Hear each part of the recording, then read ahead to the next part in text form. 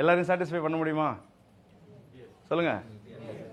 எல்லாருக்கும் நம்ம சாட்டிஸ்ஃபை பண்ணிட்டு இருந்துட்டு இருந்தோன்னா நம்ம வேலையை பார்க்க முடியாது, தோற்று போயிடுவேன். உன் வேலையை பிஸி ஆகிடு.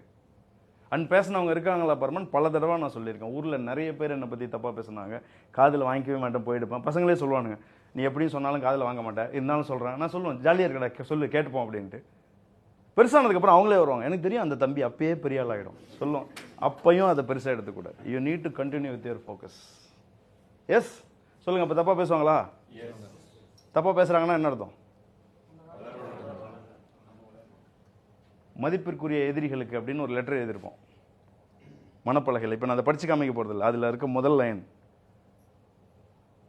சும்மா மூலையில் உட்கார்ந்து கொண்டு பிறப்பவனையும் உடைந்து கிடப்பவனையும் பற்றி உலகம் பேசுவதில்லை. உன்னை பற்றி ஒருத்தவங்க பேசுகிறாங்கன்னா உன்னுடைய வளர்ச்சி உலகத்துக்கு தெரியுதுன்னு அர்த்தம். பின்னாடி பேசுகிறாங்கன்னா செல்லமே நீ முன்னாடி போகிறன்னு அர்த்தம். போயிட்டே இரு, அவ்வளோதான் நீ பண்ண வேண்டிய விஷயம்.